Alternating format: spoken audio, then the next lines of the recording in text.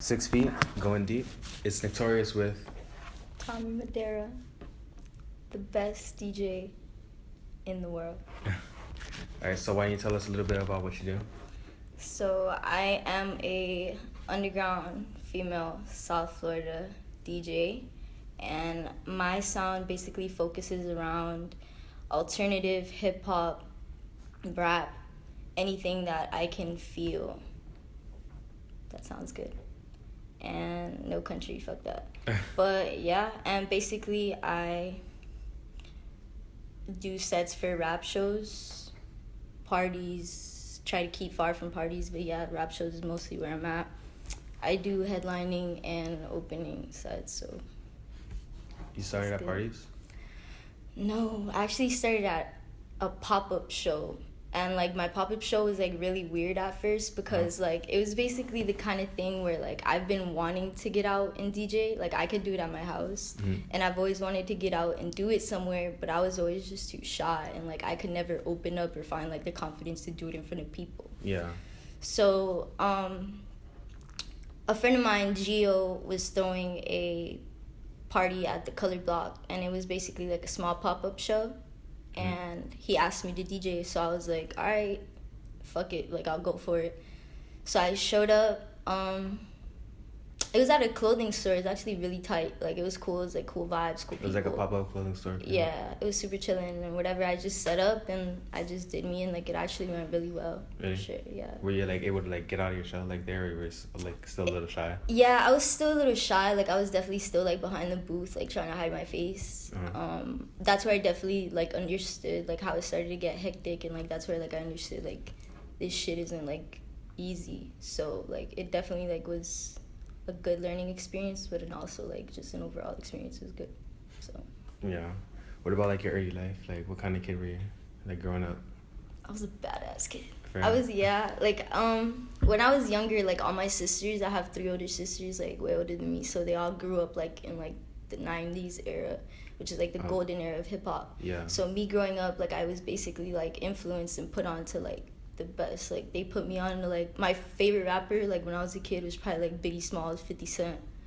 Like all the... Like... Yeah, Jadakiss. Like, I loved so it was, like, I'd be 9 years old and, like, I'd be, like, around girls. Like, they were, like Hannah Montana and stuff at the time. Like, you were, like, bumping Nike on that. Yeah, like, I knew the whole, like, word Brooklyn at freestyle, like, word for word. Like, at 9 years old, like, nobody could tell me shit. So, yeah, so it was always, like, even when it came to movies, art, clothing, like, it was always...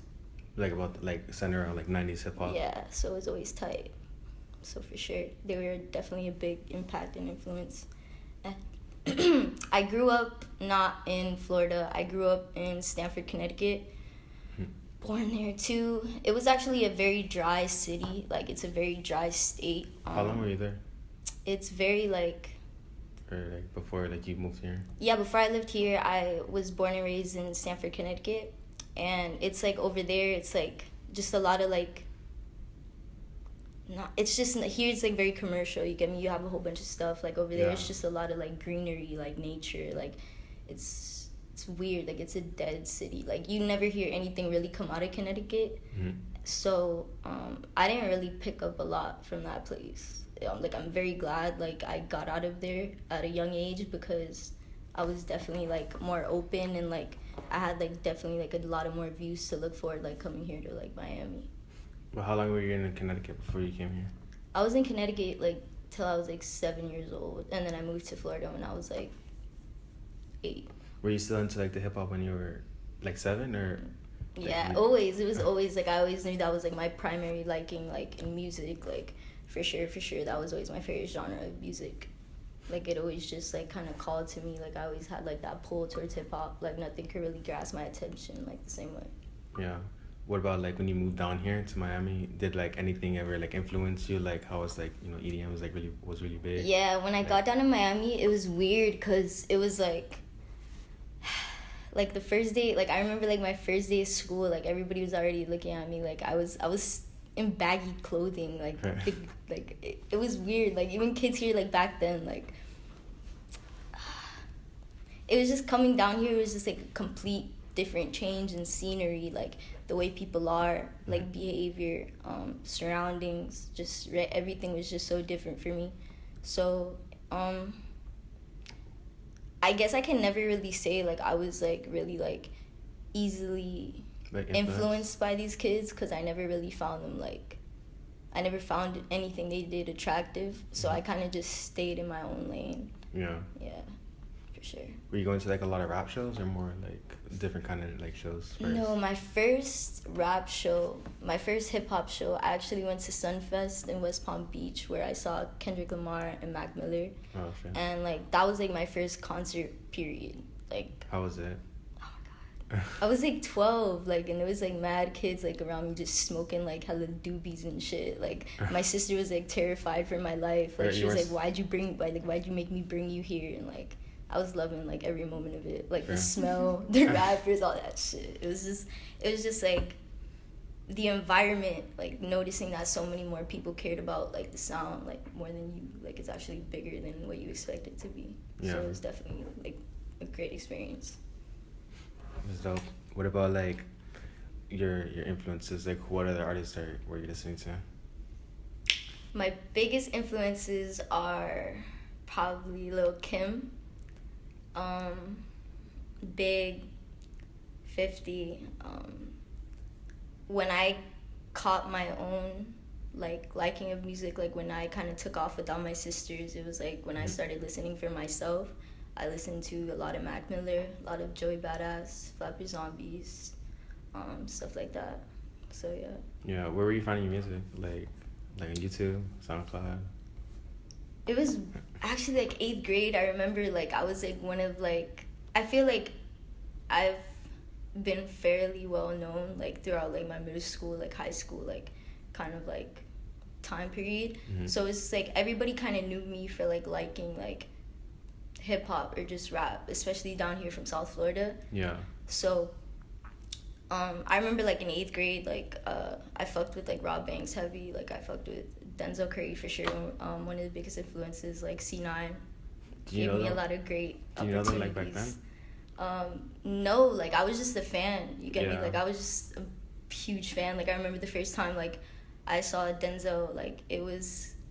I remember the first time I saw Denzel, I was like 13. It was like at a warehouse in fucking. Was it in Woodwood? No, it was like somewhere in Lauderdale. Oh. Like yeah, and I had like my friend's mom take me, and like it was really bad. Like it was really bad. Like the surrounding, like the cops just wanted to shut it down. Like it just looked like an unsafe environment, and like nobody was having it. Yeah, but I was just so excited. Like I remember I saw Denzel and like C9 come out with like a box of merch, and I was just like. You're like mesmerized, like yeah, and shit. I was like, holy shit. Nah, every time I go to a Denzel show, like it always gets shut down. Well, like back then. Yeah, he's pretty great at making that happen. No, yeah, his shit gets wild. Yeah, his shows were like they would be wild. Like he'd be like on the ceiling and stuff. Still hard. For sure. But yeah, so I basically like kind of. I guess I got like my push off of them. Like it was like a lot of Puya. Like I just found them. The first rappers I started like kind of getting into were like from New York, like that whole like Beast Coast like scene. Joey like basically all of Beast Coast, and then I kind of looked into it for myself, and then that's when I I started listening to Rob and like these other like Puya, Nick, Denzel. Like that was the main people were popping like back then in like 2013. Now it's like a whole different scenery. So yeah, that's like the whole Radio Clan era pretty much, right? Yeah. Greatest era. How do you feel about like their music back then and like their music now? You feel like it's like the same like vibe? Well, it's not the same vibe, but like you feel like it's like definitely not. Raider Clan was actually like really awesome. I can actually say Amber London was actually one of my biggest influences like when I was like 13, 14 too. Oh yeah. She was really hard. Good. She was hard. I thought all of Raider Clan was hard. Young Simi. I felt like she was more underrated though. Yeah, for sure. I feel like even like half of everybody in Raider Clan was still underrated. Like, Space Ghost Perp, still underrated to this day for like the work that he's done and the good that he's done. He pretty much like birthed the whole scene. Well, yeah. Next question. So I mean, like Simi, like it all started. Yeah, Young Simi's still hard. I feel like Simi still slept on as an artist overall, and I feel like that shit needs to stop. Yeah. Because I feel like Simi's great, like, as an artist overall, and, like... I know he puts in a lot of work. For sure. He's actually cool people, like, great to work with as well. So, yeah. I miss those days. I felt like that was actually, like, a time that was heavily slept on, and I feel like that was a time that should have got more attention back then than what should be getting attention now. Yeah. Because I feel like Raider Clan and Space Ghost Perp, they started a foundation for, like, that weird rap scene. Yeah. You get me? Like, that whole, like, dark type of scene type thing. I feel like that... Yeah. They also, like, brought back the 90s, like, sound. Exactly. Like, they actually brought back that hard, gritty, like, grungy 90, like, rap sound. And that's what I appreciated. Like, half of this shit that was coming out at the time sounded nothing like Raider Clan. You get me? Yeah. So, I feel like they definitely, like, Raider Clan was great, man. I appreciate them because, like, I was never, like... Because I used to listen to, like, a lot of rock back then. I feel that. So, I was never really into, like, you know, the whole, like, 90s rap. Mm-hmm. But then, like, after I started listening to Raider Clan, then I started, like, getting more, like, into, like, 3-6, Wu-Tang, Bone Thugs. Sure. 3-6 Mafia, like, definitely Project Pat is, like, kind of, like, why I wanted to be, like, a DJ. Yeah.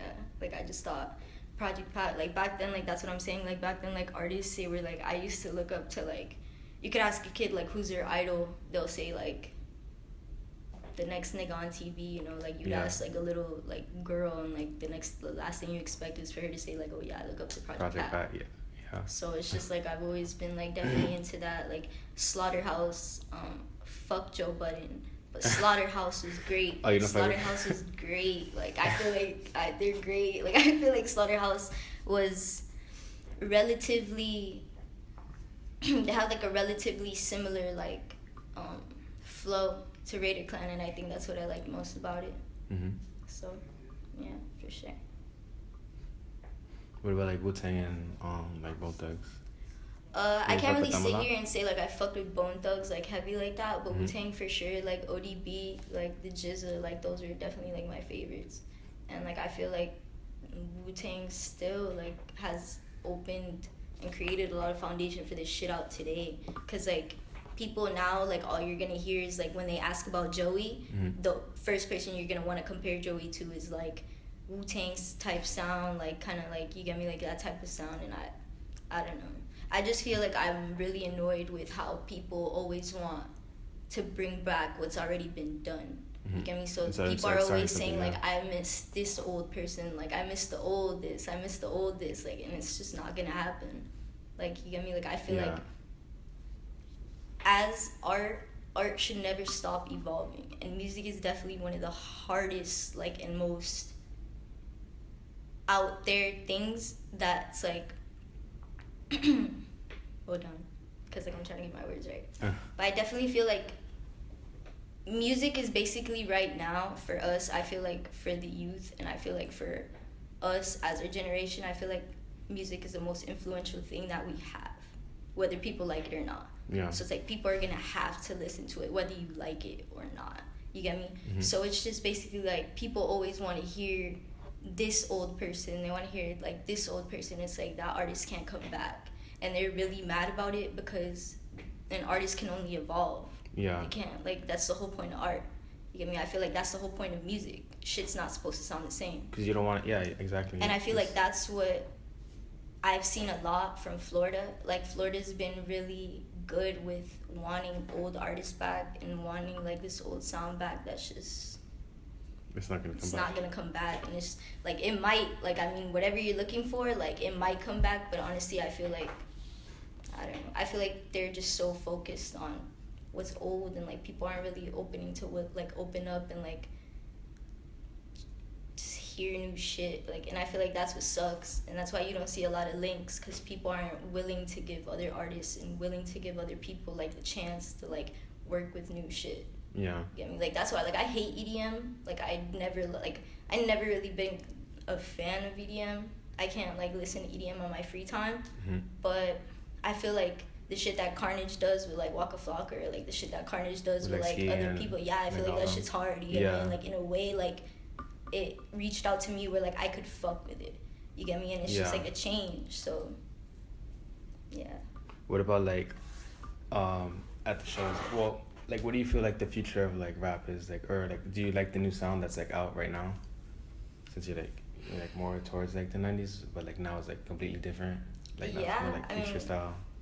Even if I didn't like it, I could say I respect it. Yeah. Cause like I'm not like Yachty, like for sure Yachty's like definitely not my favorite artist, but he's out here getting endorsements from Sprite. He's out here getting endorsements from like all these things, and that's something I have to respect. Another thing I respect about like the new sound is like they're bringing a lot of work that you can't say you've heard before. You get me? And that's like, something like I feel like Cardi.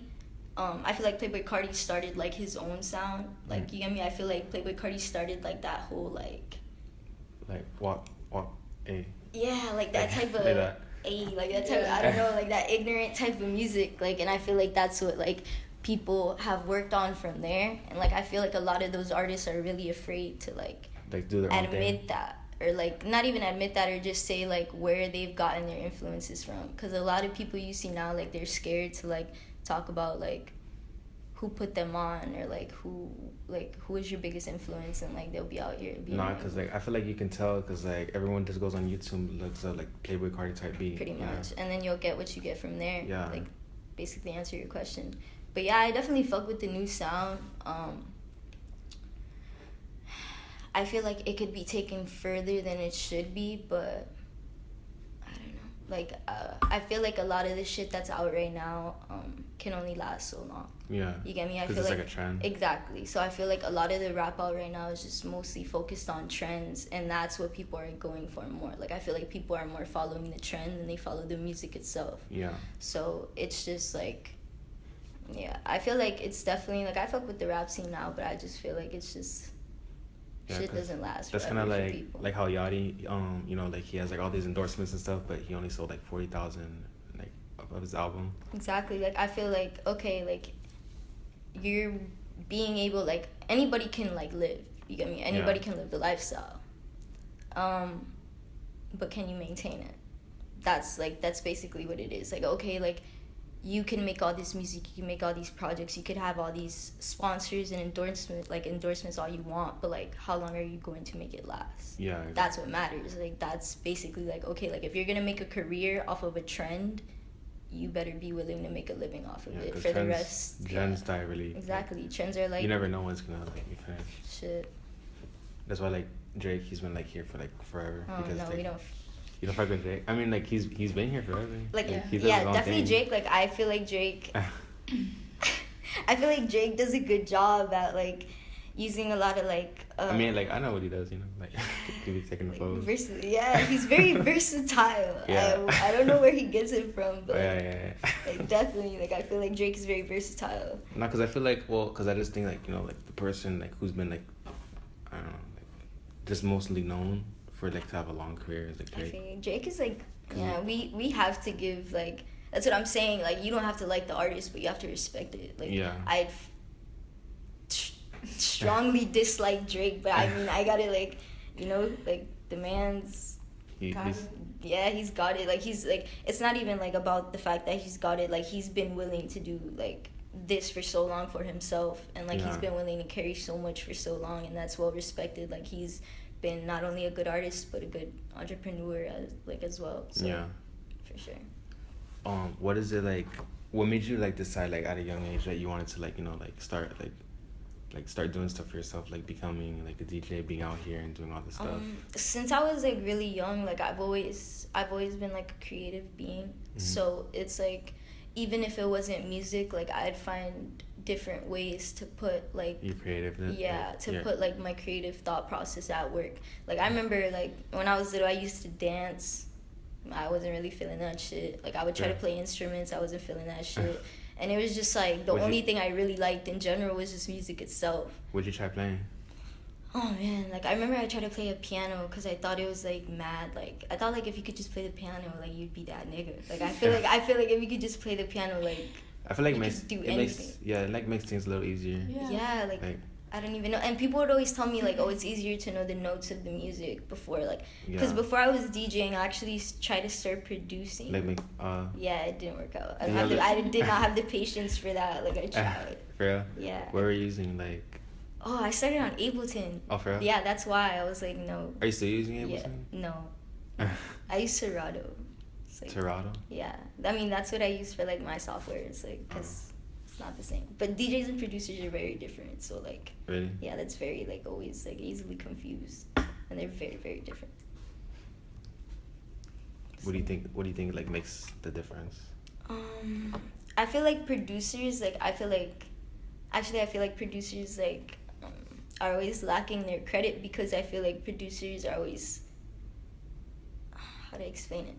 Like first of all, like with producers, you have to sit there and like fucking for hours and really put a beat together. Like some people could even do it in minutes, you get me, and that's tight as fuck. But like me, for myself, I can't sit there and find the patience to do that. That's why I have such like high respect for producers, because like it's not only that, like it's willing like to put in samples and, you know, like like snippets and like having to redo it if you don't like, you get me, like one snare's off, you got to do it all over again. So like that shit's like, and then DJs are more like, it's a completely different process, like different software. Like, I mean, if DJs are out here making their own type of sounds and doing their own music, like for sure, like they're both, but they're very different on each side. Because I know like sometimes what, you know, like DJs, they make their own mixes, you know, or they remix some songs and stuff. So they take their song and just make it into their own. Yeah, like DJs basically like, they'll basically like make their own beats or like, and they'll send it out to an artist, and then that's basically how they host a mixtape. And producers, like they'll make a whole like mixtape of like their beats, send it out to an artist, and like that's how they host theirs. Which is like relatively the same, so I can understand why people usually get it mixed up, but yeah, they're pretty different. Do you have any DJs that you like look up to? No, I don't. You don't? No. There's an like I wanna know like, you know, like what you're thinking, like damn, that's what makes me want to DJ. Like, what was it? There's never been like a DJ like that I've been like, damn, I want to be just like him. Or no, like what was it that like made you like, you know what, I'm gonna DJ right now? I think it was more like I liked being a DJ because I liked having control over people's vibes. You get me? Like I liked seeing the crowd control. I like seeing like the energy from like people like playing one track and then people being hyped as fuck off of that and like switching to the next track and then seeing people like just go crazy, like and it's just like the best thing because like you understand there like everybody like it. I just find it really interesting how like one song or like one piece of sound can do so much. You get me? And that's what I wanted. Like I wanted power over the sound, I guess. Do you like putting people onto like new music? Yeah, for sure, all the time. Like, it's all the fucking time. All the fucking time. Like, it's just weird. Like, I just kind of, I don't know. Like, people, like, expect me, like, obviously you asked me, like, who do I listen to? Like, it's actually a hard-ass question because I listen to, like, so much. One day I'll be feeling fucky. Like, I want to listen to Jimi Hendrix. The next day I want to listen to fucking Nas. The next day I want to listen to Home Shake. The next day I want to listen to fucking SZA. The next day I want to listen to Cardi. Like, it's just different. Like, and even old shit. Like, I could still fuck with like Nina Simone. Like, jazz is actually one of my favorite genres of music. Fuck yeah, jazz is like jazz. Jazz is awesome. You ever put like jazz mixes into like any sets? Sometimes. I mean, if it works out well enough, like I've done jazz with like Kenshin Travis. Oh, for real? Yeah, so like it's definitely cool. Like I've done like even alternative beats with Kenshin, and like just like I'll use like a lot of like just like gritty shit. Like I'll make Suicide Boys with like Nina Simone. It's hard. My God. Yeah, it's different, but it sounds good. What about like your friends? Like they're not really into like, you know, like they don't really know about that era. So you're like, oh, I gotta put you on. You really like that? Well, I mean, yeah, sometimes, like, it's hard to get people to, like, fuck with it, you get me? Because, like, you can't force somebody to like it, but, like, you can only, like show them. Yeah, you can only show them. So it's, like, it's that really, like, sad moment, like, when you have, like, a fire song and, like, you're trying to put someone on and they're just, like, yo, change this shit. I totally forgot that shit. It's that hurt, because like, that's like your favorite song, and they're like, yo, what the fuck is exactly, this? Like, yo, what the fuck is this? Like, dude. Yeah, like, they're like, it breaks your heart, like, oh, damn. Yeah, for real, like, appreciate that shit. But No, that that actually happened to me because I have like this song called Chicken Tender Sub, and like I was at a party, and I was about to perform it, and then like the DJ he like accidentally played the song before, and like because the thing is like I like explaining why I made the song called Chicken Tender Sub, so like yeah, because it just plays, or like yo like the shit just played, and everyone's like yo what the fuck is this, and I was like you're like damn I'm not going up there. Yeah. Who is this guy? Because they're playing like everything's like regular like trap music and shit, and then like I want a Chicken Tender Sub from Publix, and then like what the fuck? Dude, it's straight like me and her. We've been to a show where like a guy was rapping about like what was it? Was it the lake house? The lake house. Ate that pussy at the lake house. We at the lake house. And then, like, he's talking about, like, ordering Chinese takeout. I mean, like, yo, we were fucking blasted. Like, we were, like, at Dope Basil. This, like, 2 years ago. And, like, we were waiting for, like, Father to come on or some shit. And he's, like, over here talking about, like, eating pussy at a lake house. I think I remember. Chinese takeout. And we were like, yo, fuck this guy. Like, but I could fuck with it. Yeah, you like the vibe. Yeah, for sure. Like, man, shit, as long as I'm feeling that shit, you have my vote. You ever, like, play, like, anyone's music and you're like, damn, this is trash? Yeah. I feel really bad for, like, my friends. Because, like, it's, like, they come up to me at shows or, like, they'll come up to me and be like, yo, play my shit. I'll be like, all right. And I'll play that shit. But, like, you'll see everybody look at me like, yo, what the fuck? Like, it was going good until you I'm like, yo, I try to be a good person. But yeah, I mean, even if I don't like my homie shit, like I said, like if you're out here, like I'm definitely gonna respect it. Like I'm gonna maybe give you like constructive criticism, like or like whatever it is, like. But I mean, if you're out here, like at least just creating like or just making whatever is like accustomed to what the fuck you want to do, I would definitely like I will vouch for that. Yeah. For sure. How do you feel about like requests and stuff at shows? Oh, I'm DJ no request. DJ no request. I am DJ. I don't care what the fuck. Like I've had people like come up to the booth like offer me money to play Plies. Like offer me money. Yeah. Like I remember I was doing a show not that long ago, like a rap show, and like some bitch a female comes up to me and she's like, "Can you play Despacito?" I was like, at a rap show? Yeah. No, it's not happening. So like yeah, for sure, definitely like. DJ no requests, but I think it's more like I do no requests because it's like that's not people feel like they could just kind of like throw DJs around and shit. You get me? Like DJs don't matter, like or like they're just like you feel me? Like they're just there, like yeah. You get me? And people don't understand that if there's no fucking DJ, there's no fucking show. Yeah. Exactly. So it's like people are really quick to like yell like. Get on you or like say whatever the fuck they need to say like right then and there, but like they don't really understand the importance. And it's the same with like producers, and I feel like producers and DJs, like one thing they actually really do have in common is the way like they're basically like treated they're basically overlooked. Like that's why I fuck with this whole movement that Sunny Digital's doing for producers right now, because he wants to start a movement to like make sure producers get their money and their credit and like what they deserve, like the recognition they deserve. And like I feel like that's a very important aspect in music itself. Like producers provide a lot of substance that half of the music that we have today wouldn't be. Yeah, exactly. Because like rap, like producers, they'll probably sell a rapper. They'll probably work on a beat for like 2 hours. Sell a beat for like $20 to a rapper, and they're gonna get like $1,000 for like playing it at the shows and stuff. Getting like advertisements on the music, all the stuff, and the producer doesn't get and it's even worse when like a producer doesn't have his name out there like that, or like a DJ doesn't really, because they're for sure gonna get overlooked. Like you get me? Like they're just gonna get overlooked. Like if they're not even an important like part. Yeah, like if it's like if you're just like there to like fuck off or something, and it just sucks. But I like that. I'm definitely not one of those people. Like I'm definitely make sure like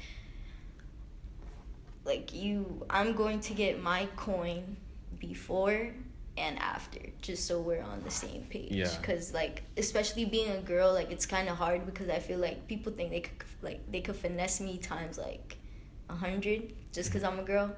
But that's why I make sure 100% that's the complete opposite of what happens. Yeah. For sure. So it's like I work with you, I don't work for you. Mm-hmm. So as long as you could comply to that rule, like I'm easy to work with, like as long as like you know the boundary of like respect, and like you understand the boundary of what we're gonna do, and like if you're willing to work for it, like then we can work. Yeah. And it's like if you don't like it, then it's whatever. You don't have to you work. feel me? I don't give a fuck. Yeah. So it's just basically that. So pretty much. What about when shows like, you know, it's like, how do you feel about like organization?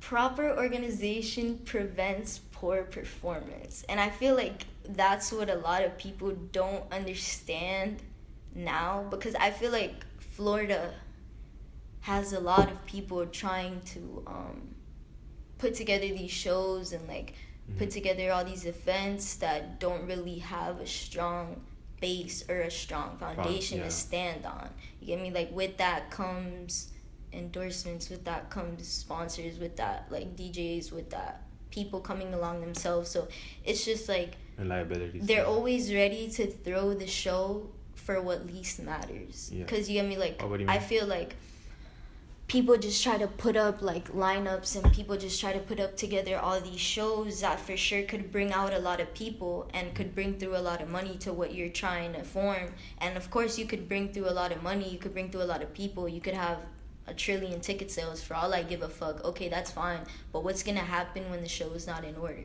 You get me? Like when set list is off, the whole show's off. Yeah. When one person's late because they just think they could be late because the whole show's off.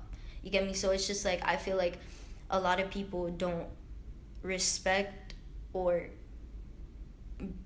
basically care to comply with like organization of shows. Like I feel like now shows are just, they go like you basically just go out there and wing that shit. They just do it for the fly. Yeah, exactly. Like people don't even do sound check no more because they feel like they just don't have to do sound check. But then they get pissed and they're the first ones to yell at whoever the fuck. Yeah, exactly. And they're the first ones to yell at the DJs or the producer, whoever the fuck it is behind the booth. Like, yo, what's up with my mic? Like, homie, you didn't come through the sound check. Do people ever think that like, oh, that shit's like on you? Like, oh, for sure, all the time. Like it's like I've had like, it's like when set lists and set times get pushed back, artists are always the first ones to come up to me and like, yo, like, what the fuck? Like, I'm supposed to be next. Like, what the fuck? I thought I was going next. Wait, but I'm next. But, like, no, like, and it's just, like, okay, like, fairly, like, I don't give a fuck if you're next. Yeah. I'm going by the set list and the order of the show. That exactly. So, I feel like as someone to work with or just, like, an artist in general, I'm organized when it comes to my craft. Yeah. And I feel like organization is one of the most important keys to what you got to do, because without organization, you have nothing. It's just like everything's gonna be a mess. Yeah. It's like people come to the booth, they bring me like, I have like like a good list of like 16 openers before like the main artist goes on, and you're giving me 16 USBs that look all the same. Yeah. So it's like, it's not gonna happen, dude. Like it's just like, yeah, I feel like, yeah, people are like kind of assholes when it comes to organization. I feel like it's just overlooked, and I feel like ego is a very important role in like organization of shows, and that's what sucks. Does it like make you want to like throw your own shows? For sure. Like I've actually been, that's definitely gonna be something to happen. Have you done a show yet? Have I thrown one? Yeah. No, I have not. But if I throw a show, like, best believe that shit's gonna be like hella lit. Hell yeah. And I'm gonna make sure it caters to what everybody wants, you get me? Like, and like basically like if you don't I'm just the type of person, like I have a low tolerance. So it's like, okay, if you don't wanna work with me, I refuse to work for you. So it's like I have every right. Like I'm very good at getting up and leaving. Yeah. You get me? So I'm very like, I'm not very tolerant. So it's like if you want to fuck up, and if you're not willing to have or work at the same level that I'm on, or if you're not willing to have the same amount of work ethic, or if we can't work at the same pace, like then I do not need to work with you. You are no. Because you have more exactly, that's what I'm saying. Like you're basically sitting here wasting my time on what I could be doing. Because you can be doing something else. Precisely. So it's just like I feel like work ethic is like a very important role in that, and I feel like especially if you're gonna work with different collectives, that's what you need to have. Like you need to have a sense of like just basics that you could all agree on, and shit will run smoothly. And like I feel like that's basically just what it is. Like I feel like people just need like I said, like ego takes a big role in these shows, and like people don't really see that.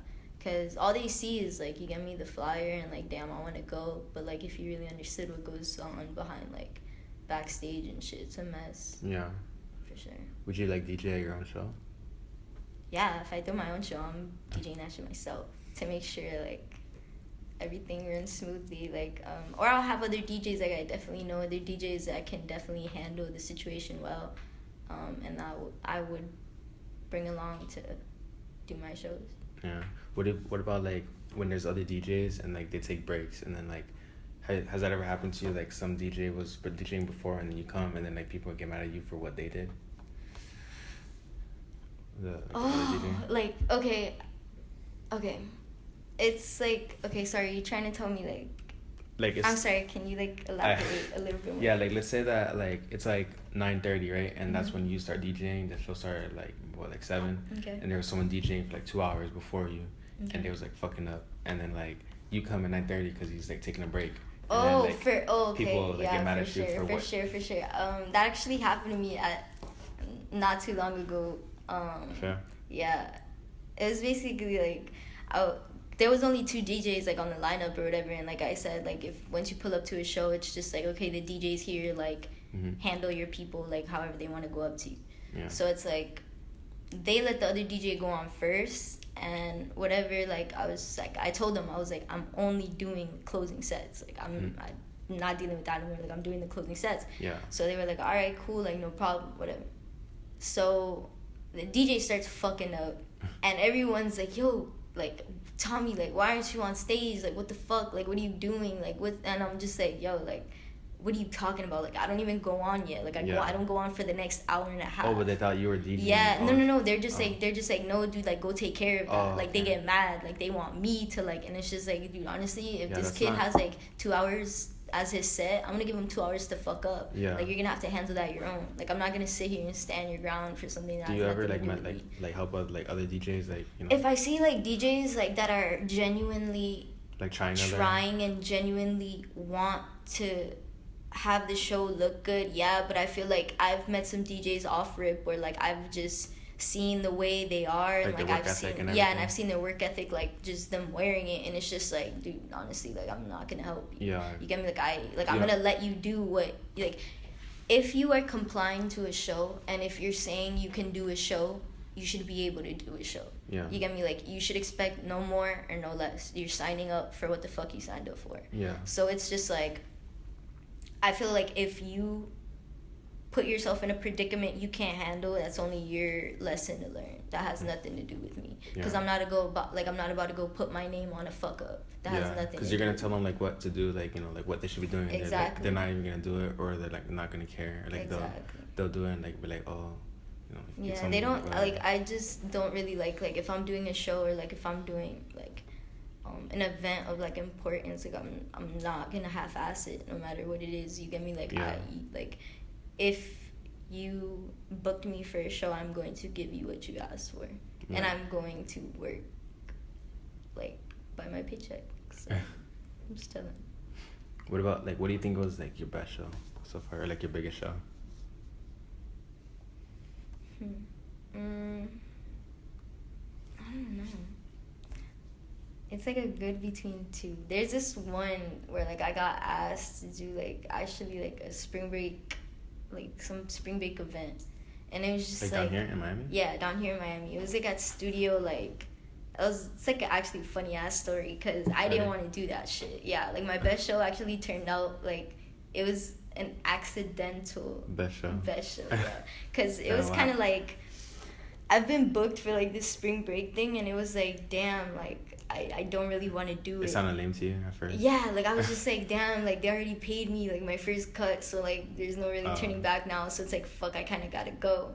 So X decides to fucking randomly drop his flyer like while I'm driving to the venue, like because like he had just gotten out and he did like a show, right? Oh, that big like, the last minute show where like he got like detained again or some shit, whatever. Yeah. So basically he drops that while I'm on the way to the show, and she's like, damn, do you really want to go? And I'm like, I I mean, like, do I really have to do this? Like, and we're sitting in the parking lot. Like, I'm telling you, the venue's, like, right there. And we're like, damn. And then we're just sitting there, and she's like, yo. And I'm like, you know what? Let's just fucking go before I change my mind. Let's go.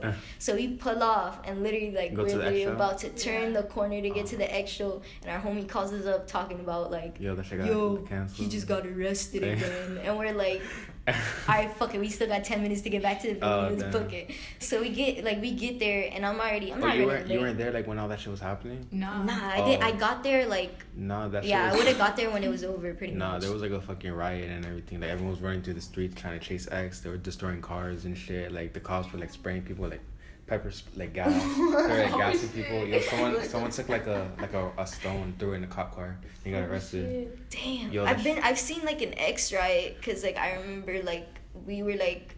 Yeah, I remember, like, pretty much we were fucking with X when, like, he, like, came up and shit. Yeah.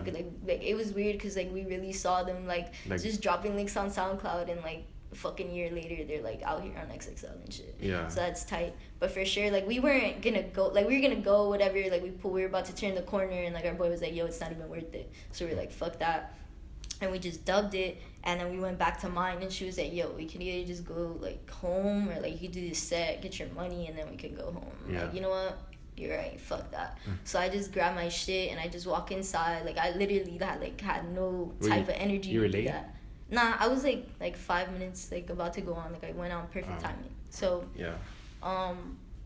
I was gonna go on, like, within 5 minutes, so I just go in, and security's, like, already, like, I'm like, nah, dude, like, I wasn't in the mood. I was just like, yo, get the fuck out of my face. Like, I'm just, like, pushing people, like, trying to get to the stage and shit. So I get on the stage, and I get, like, all my homies on the stage and shit. And I don't know, like, these kids are, like, they're looking pretty turned, but all I'm hearing is, like, EDM and, like, Bad and Bougie. And I'm like, yo, like... Wait, was it, like, a remix of Bad and Bougie? Like, nah. It was, like, EDM and Bad and Bougie. So it'd be, like... I don't even know. It'd be, like, yo, it'd be worse. It would be, like, it'd be, like, Carnage and, like, Migos. Like, it's funny because, like, that seems, like, really accurate of, like... Yeah, dude, it's basically what it is. And, like, that song, like, Bricks by Migos is playing. And, like, as soon as I walked in, I'm like, yeah, I need to fix this situation. I'm like, what the fuck? So, like, I guess the other DJs were, like, EDM, pretty much. Like, they focused, or, like, any rap that they had... Was this, like, super mainstream? No, yeah, it'd be super mainstream. Yeah. Or, like... They mix it, and, like, right when it got to the best part, like, you'll hear some other fucking beat drop, and everybody be like, oh, fuck. Like, so whatever, like, so I was just saying, you know what, fuck it, like, we're about to turn this shit up. So I just plug in my shit, and the DJ's like, yo, like, what's up? And I'm just saying, alright, bet. Like, so whatever, I'm just plugging in my shit, and then my boy's like, yo, like, honestly, if this shit's not turned, you gotta turn it up. So I was like, alright, bet. So... What I opened with? Oh, since X had just got locked up, I opened, like, when it was popping at the time, Look At Me. That's when, like, Look At Me was, like, in its prime. Yeah. So, like, whatever, I was just like, you know what, fuck this. So so I plugged in my shit. And it was basically, like, honestly, like, I was in a really bad mood. Like, it was hilarious. Like, it was kind of like, yo, like, I told her, I was like, yo, I don't care who comes up to me. Like, I'm gonna play whatever the fuck I want. So I drop it.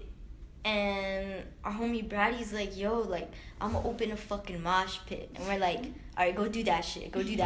So he literally, like, I look, like, all I hear is, like the beat drops, and all these fucking kids start going crazy, like, out of nowhere, like, and then, like, mad people started just, like, flooding the stage and shit. I was like, yo, what is this shit? So, like, people are, like, all in my face, or, like, whatever, like, we're just playing it, and it ended up, like, I ended up, like, having a few drinks, and, like, my mood changed. Yeah, you were, like, turning up now. Yeah, and, like, I was, like, whatever, like, I was just smoking on my shit, and I was just like, damn, these kids are pretty lit. Yeah. So I just keep going with my set, and they went hard, like, the whole time, and it was hilarious, like, because there was this one kid, like, and you could tell, like, he was dying for somebody to play some hip-hop. Like, it was, like, when I got on the stage, it looked like he had just seen, like, the Holy Trinity or something. He was so happy. Yeah, like, I was playing, I dropped, like, some Schoolboy Q or some shit, and he was out there, like, throwing up gang signs and shit. I was like, fuck you, yeah. Like, throwing everything up. I was like, alright, man, shit. Oh my God. For sure. But he was like a white kid? Nah, he was black. But, like, he was lit. Like, he was waiting. Yeah, he was turned as fuck. He got right in front of the stage and everything. I was like, I see you, man. I see you. But, yeah. I feel like, yeah, that's definitely why. Like, after that just made me want to, like, do more. You get me? Like, of that. Like, that's definitely what I look for. The hardest, definitely. Just that crowd control was great. Like, it was definitely fucking great. So. Yeah, it's very, like. It's just, like, seeing, like people's faces, like, change. Like, yeah, exactly. Like, it's, like, seeing what you've done. You get me? Like, it's just, like, it's, like. It's basically just like you're like, damn, I did this. I saw the reaction to my action, and it was just like that shit satisfied me. So I just wanted to keep going with that, and that's where I noticed like I was just gonna take this as far as I could. Yeah. So yeah, for sure.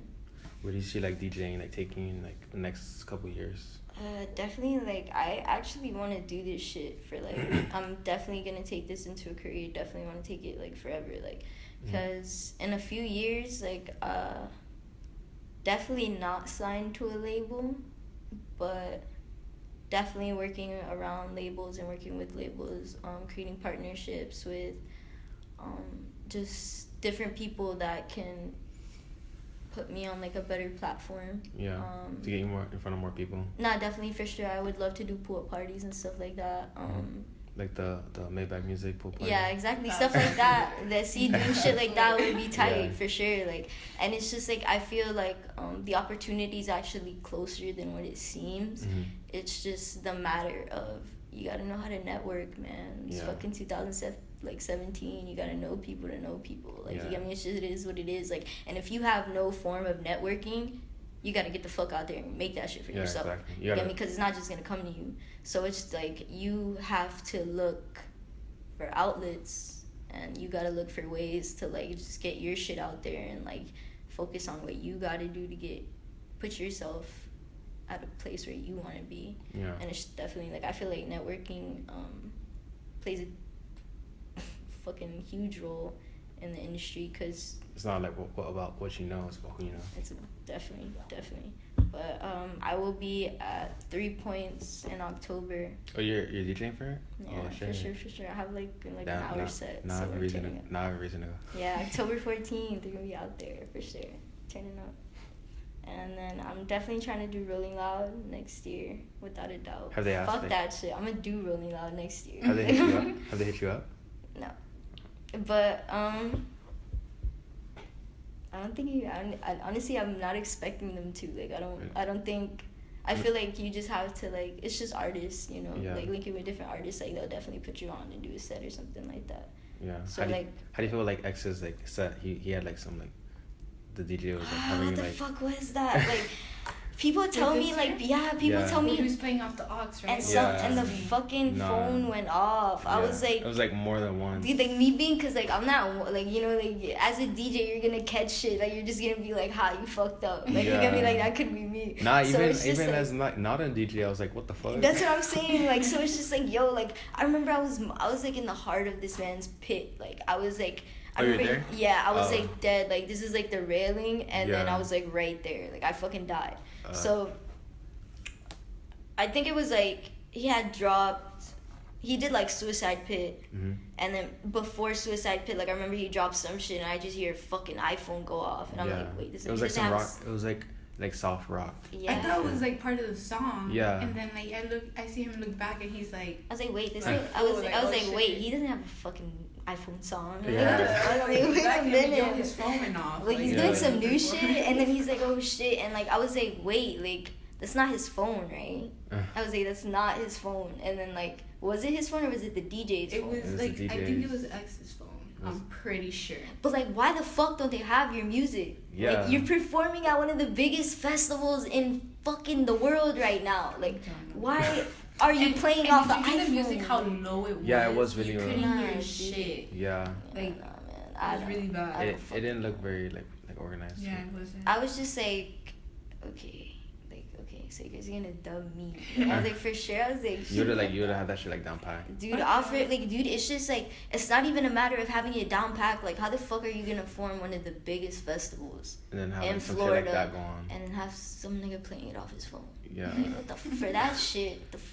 In front of all those people. But, I mean, yeah, that's what I'm saying. Like, and it was live too. And it was on a live stream. Yeah. So like, it's like, not only are you embarrassing an artist, you're embarrassing a DJ, you're embarrassing yourself, the you're embarrassing the show. Like, yeah, it's just not like, and it's small things like that, because now not everybody's gonna look back and be like, oh my god, X's phone. Like, no one cares, but still, like, it could have been easily avoided. Like, and I feel like small shit like that could be fixed, could make such a better show. You get me? Like, and it's just like wild. It's just wild. Like, I remember at Rolling Loud, they like switched fucking Migos to the other stage or whatever.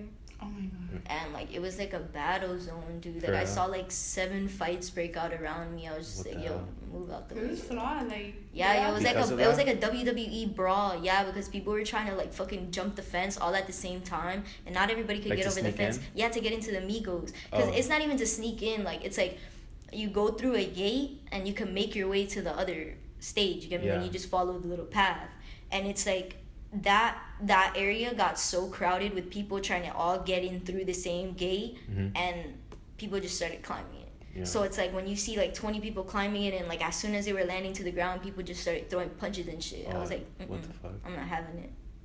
No, I'm not with it.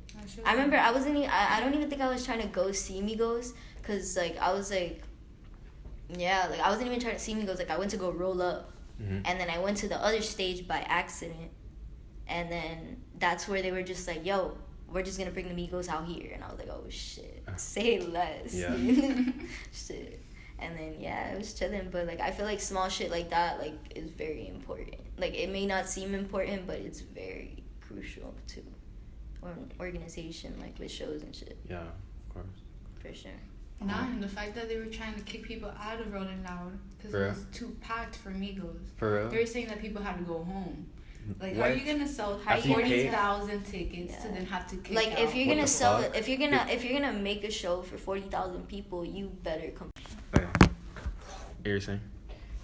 But yeah, like, what is it, like, Jules, when she came out saying that, like, it was too packed, like, the people were being too violent, because, like, there was chairs there, you feel me, like, drilled into the floor, so no one can move. Yeah. Yo, even if they drilled those holes into the floor, there was people stomping. Like, we can't move, you feel me? There's chairs, like, we can't move. I remember I was behind a seat for Cardi, and, like, I remember, like, people were, like, stomping down the seats. Like, people were broke them shits. Like, yo, and if you break one chair, you gotta fix the whole room, so that's a couple thousand. You gotta shit. Who told them to leave those chairs? That's what I'm trying to get. That's what I'm saying. You know, like, there's a big ass show. You're like those so fan bases rage. Yo, honestly, like, if I'm doing a show with 40,000 people, fuck that shit. I'm renting out a field. Yeah. The fuck are you talking about? But it's not even, well, because the thing is, like, it's not like they don't know, like, you know, like, these are artists that have performed at Rolling Loud before. Oh yeah, some of them. Not all of them. This is like their first year. Like, for a lot of them. I know Migos, they did. But X performed last year. Yeah. I went to all 3 years, and seeing like the evolution of the festival itself is pretty tight. The first one was like the worst. But I'll tell you about that later. The first one was like the best. No, because I was there. I was only there like 40 minutes. Why? Probably because of the rain. Who'd you see?